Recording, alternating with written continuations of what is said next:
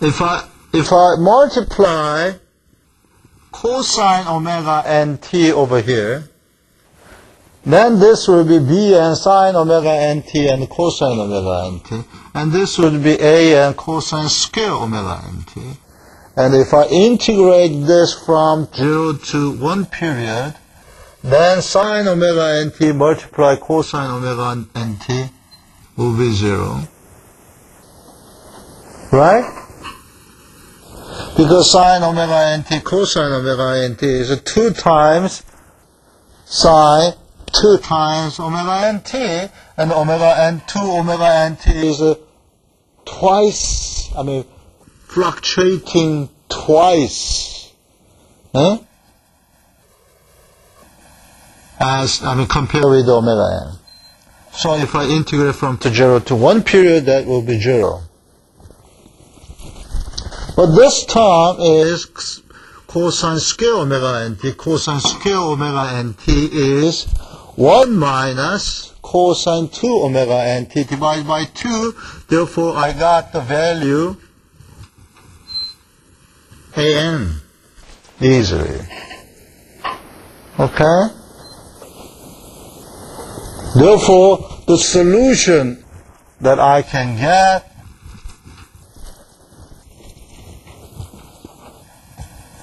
obeys the principle of superposition again. Okay?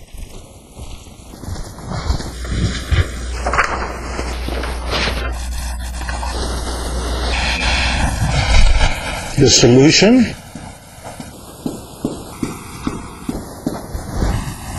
the sum of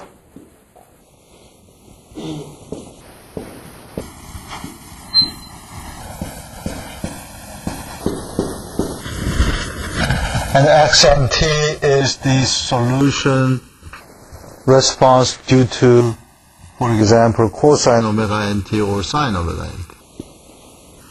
Okay? What other method is possible?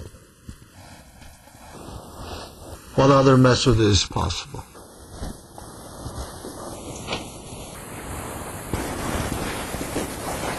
Using transformation. Okay. Let's use a transformation.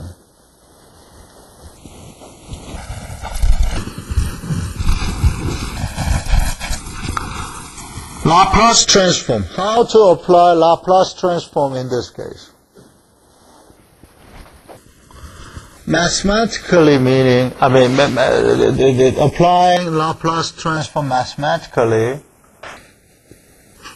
means that I am taking Laplace transform to this linear constant coefficient linear differential equation.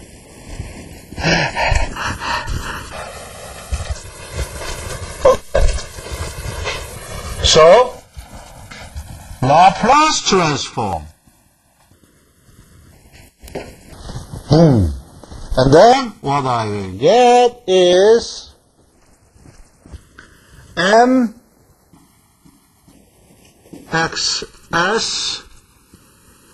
s square. That's the Laplace transform to mx double dot if initial velocity and initial displacement is 0. And then Laplace transform to Cx dot is Sc.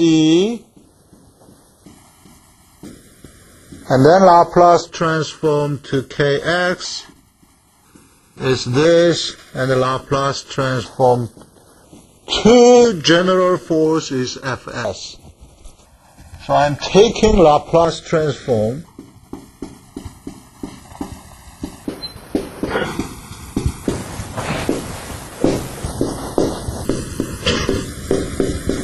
to this force.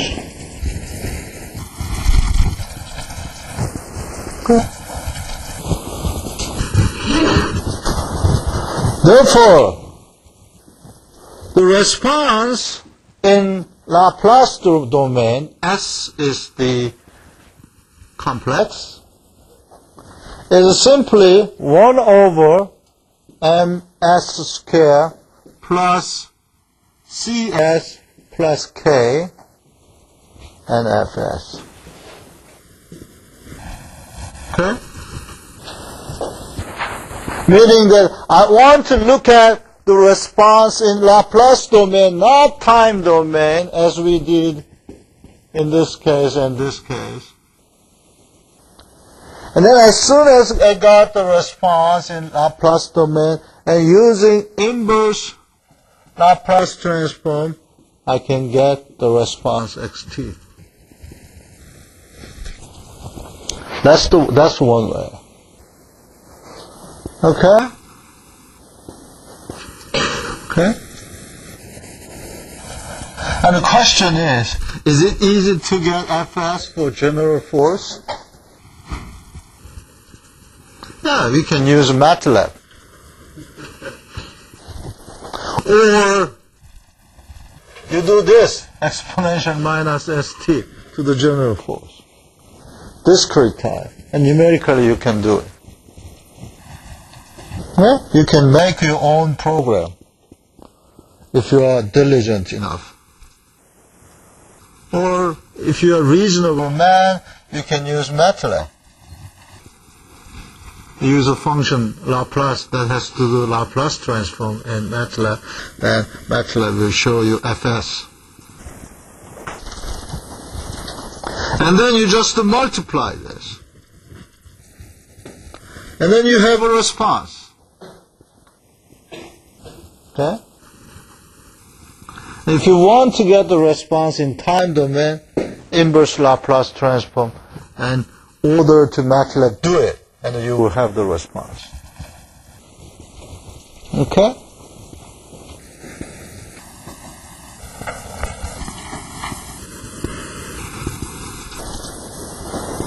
Pretty simple. But usually that approach is used when we check the system's characteristics. Remember, we look at the Laplace transform due to unit step excitation. Okay? And we know Fs of this, and multiply this over here, and we look at the response in S domain, especially in control theory. Right? And you look at, for example, the behavior of a response in the S domain. What if S goes to infinity? What if we follow the imaginary path? Okay? That allows us to investigate the system's response. Okay. Another way is using Fourier transform.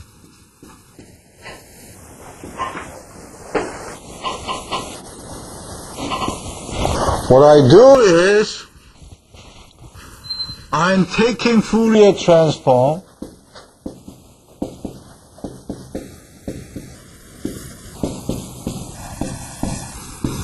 that is f of omega.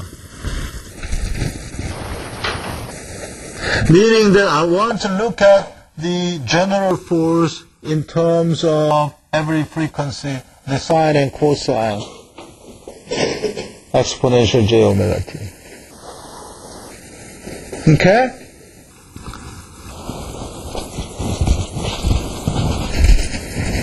What I will get if I take